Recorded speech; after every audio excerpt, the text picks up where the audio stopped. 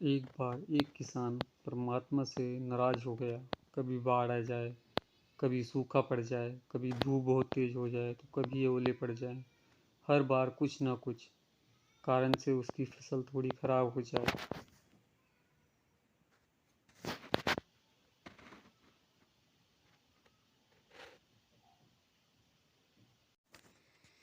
एक दिन बड़ा तंग आकर उसने परमात्मा से कहा, देखिए प्रभु, आप परमात्मा हैं, लेकिन लगता है आपको खेती बाड़ी की ज़्यादा जानकारी नहीं है। एक प्रार्थना है कि एक साल मुझे मौका दीजिए, जैसा मैं चाहूँ वैसा मौसम हो, फिर आप देखना मैं कैसे अन्न के भंडार भर दूंगा।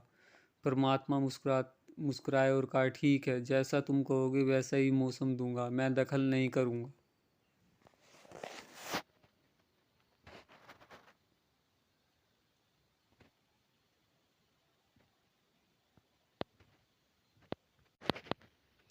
किसान ने गेहूं की फसल बोई। जब धूप चाहिए तब धूप मिली, जब पानी तब पानी, तेज धूप, ओले, बाढ़, आंधी उसने आने ही नहीं दी। समय के साथ फसल बढ़ी और किसान की खुशी भी, क्योंकि ऐसी फसल तो आज तक नहीं हुई थी। किसान ने मन ही मन सोचा, अब पता चलेगा परमात्मा को कि फसल कैसे करते हैं। बेकार ही इतने बरस हम किसानों को परेशान करते रहे।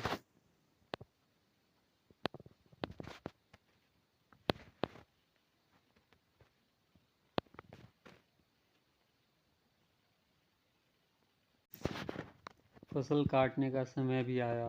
किसान बड़े गर्व से फसल काटने गया, लेकिन जैसे ही फसल काटने लगा एकदम से छाती पर हाथ रखकर बैठ गया। गेहूं की एक भी बाली के अंदर गेहूं नहीं था। सारी बालियां अंदर से खाली थी। बड़ा दुखी होकर उसने परमात्मा से कहा, प्रभु ये क्या हुआ, हे प्रभु ये क्या हुआ।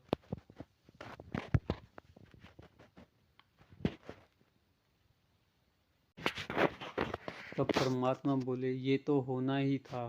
तुमने पौधों को संघर्ष का जरा सा भी मौका नहीं दिया। ना तेज धूप में उनको तपने दिया, ना आंधी ओलों से जूझने दिया। उनको किसी प्रकार की चुनौती का एहसास जरा भी नहीं होने दिया। इसलिए सब पौधे खोखले रह गए। जब आंधी आती है, तेज बारिश आती है, ओले गिरते हैं, तब पौधा अपने बल से ही खड़ा रहता है। वो अपना अस्तित्व बचाने का संघर्ष करता है, और इस संघर्ष से जो बल पैदा होता है वही उसे शक्ति देता है, ऊर्जा देता है, उसकी जीवटता को उभारता है। सोने को भी कुंदन बनने के लिए आग में तपने, हथौड़ी से पीटने, गलने जैसी चुनौतियों से गुजरना पड़ता है, तभी उसकी स्वर्ण आभा उभरती है, उसे अनमोल बनाती है।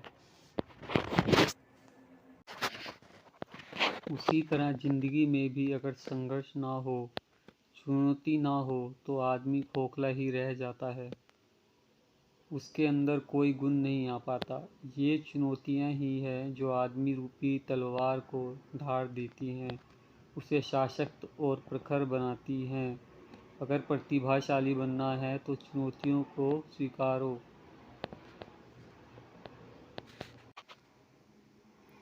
करनी ही पड़ेगी, अन्यथा हम खोखले ही रह जाएंगे। अगर जिंदगी में प्रखर बनना है, प्रतिभाशाली बनना है, तो संघर्ष और चुनौतियों का सामना तो करना ही पड़ेगा।